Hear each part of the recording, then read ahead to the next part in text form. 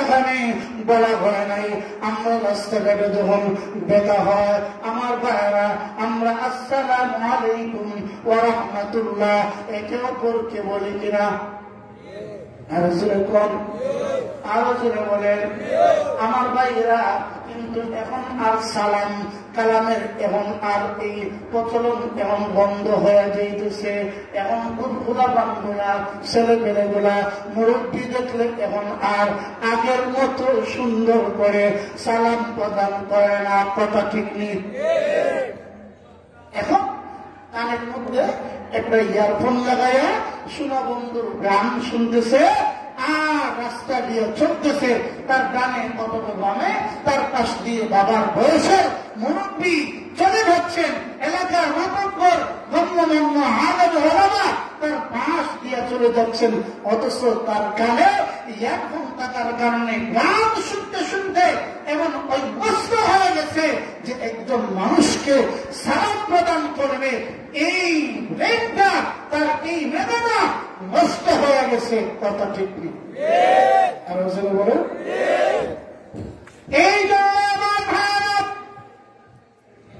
রাস্তাঘাটে যখন মুরব্বীদের পাবো, আমার ভাইরা, আমার যুবক ভাইরা, ও আমার যুবক ভাইরা, তোমাদেরকে বড় মহব্বত করি, তোমাদেরকে বড় ভালোবাসি। মুরব্বীদেরকে রাস্তাঘাটে বেড়ে সালাম দিবেন, আসসালামু আলাইকুম ওয়া রাহমাতুল্লাহি ওয়া বারাকাতুহু। আমার ভাইরা সালাম দিলে গুনাহ হয় না, সব হয়। আরো যেরকম আমার ভাইরা এখনকার হিন্দুরা আমাদের চাইতে আরো অগ্রগামী। আমার ভাইরা আমরা মুসলমানরা মুসলমানদেরকে সালাম প্রদান করি না। আমার ভাইরা হিন্দুরা আমাদেরকে দেখলে সালাম প্রদান করে। কথা ঠিক নেই? আওয়াজে বলেন। আমার ভাইরা সালাম দিলেই যেহেতু পাপ হয় না, নেক হয়, এই জন্যে রাস্তাঘাটে যখন বাবার বয়সের মুরব্বীদের সাথে যখন দেখা হবে, বড় ভাই বেরাদরের সাথে দেখা হবে, তখন তাদেরকে সালাম দিতে হবে। আমার ভাইরা সালামের প্রচলন সমাজের মধ্যে আমরা ঘটাতে হবে। কথা ঠিক নেই? আজকে আমার ভাইরা আজকে ঘরের ভিতরে যদি আমরা যারা পুরুষ আছি, আমরা যদি সালাম যদি একে অপরের প্রতি যদি বিনিময় প্রদান করতে পারি, আমার ভাইরা বহু ধরনের হিংসা, অহংকারী, বহু ধরনের গুনাহ থেকে আল্লাহ পাক আমার ভাইরা বহু ধরনের গুনার কাজ থেকে আল্লাহ পাক আমাদেরকে এই গুনার কাজ থেকে হেফাজত করবেন। ঘরের মধ্যে যখন ঈদ কামরা যখন প্রবেশ করবেন, আমার ভাইরা বিবির সাথে যখন দেখা করবেন, যখন ঘরের মধ্যে ঢুকবেন, ঢুকার সাথে সাথে আমার ভাইরা সালাম দিবেন স্ত্রীকে, আসসালামু আলাইকুম ওয়া রাহমাতুল্লাহি ওয়া বারাকাতুহু। এতে পারবেন? আরো জোরে বলেন, আরো জোরে বলেন। মনে মনে ভাবতেছেন, আরে হুজুর স্ত্রীকে আবার কিভাবে সালাম দেয়? জীবনে তো এমন সালাম কোনদিন দেখি নাই। না আমার ভাইরা, আমার যুবক ভাইরা, আমার বাবারা, সালামের কথা ঘরের মধ্যে জারি করেন। আমার ভাইরা, আমার বাবারা, ঘরের মধ্যে মা যদি থাকে, বাবা যদি থাকে, ঘরের মধ্যে গিয়ে মাকে আপনি সালাম প্রদান করেন, আসসালামু আলাইকুম ওয়া রাহমাতুল্লাহ। ঘর থেকে যখন বাহির হবেন তখন আপনি সালাম প্রদান করবেন।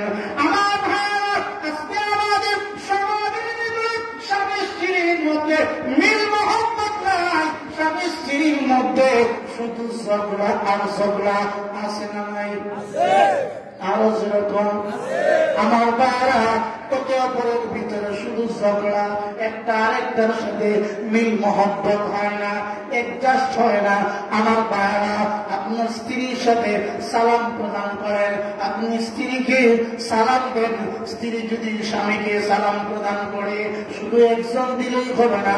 আমার ভাইরা, যতই রাগ আর অভিমান থাকে না কেন, আপনি যদি রাগ করে যদি ঘর থেকে বাইরে হন, আর যখন আপনি ঘরের মধ্যে গিয়ে ঢুকবেন, আর ওই সময় যদি প্রিয়তম স্ত্রী যদি ওই সময় আপনাকে দেখার পরে একটা মুস্কিন হাসি দিয়ে যদি আপনাকে সালাম দেয়, আসসালামু আলাইকুম ওয়া রাহমাতুল্লাহি ওয়া বারাকাতুহু, আমার ভাইরা, স্ত্রী যদি সালাম দেয় তাহলে দিলের ভিতরে, মনের ভিতরে আর কষ্ট থাকে?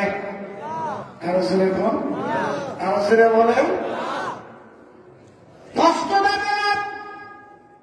সামাজিক রোগ ব্যাধিগুলো অটোমেটিক ভাবে দূর হয়ে যাবে।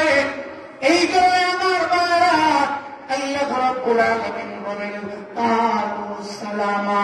এখানে এই সালামের কথা উল্লেখ করা হয় নাই, এখানে এই কথা উল্লেখ করা হয়েছে যদি আপনার সাথে কেউ মূর্খতাবশত খারাপ আচরণ করে, তাহলে তার প্রতি উত্তরে আপনি তার সাথে ভালো আচরণ করবেন, তার সাথে সুন্দর আদর্শ দেখাবেন।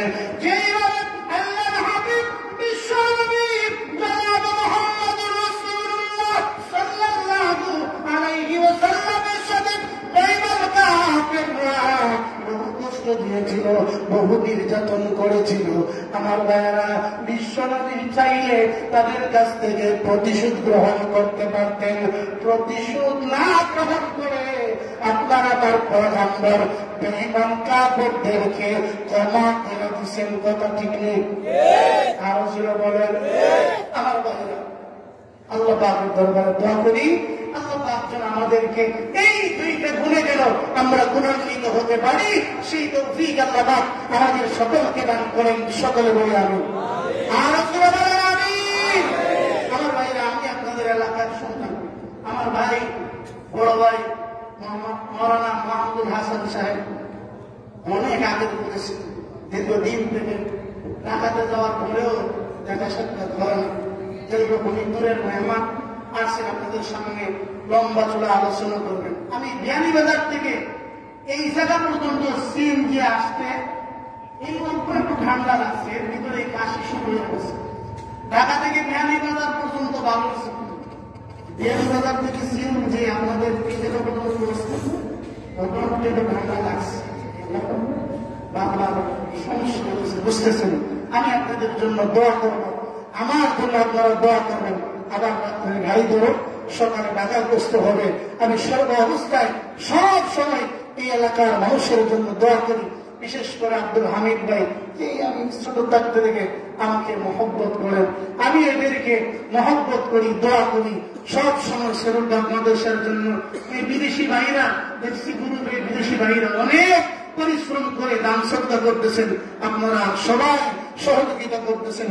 আল্লাহ পাক যেন আপনাদের এই দান, আপনাদের এই সাদাকা, আপনাদের এই পরিশ্রমকে আল্লাহ পাক জান্নাতের বিনিময়ে কবুল করে নেয়। সকলে হয়ে আমিন। আর জোরে বলেন আমিন। ওয়া আখিরু দাওয়ানা আলহামদুলিল্লাহি রাব্বিল আলামিন।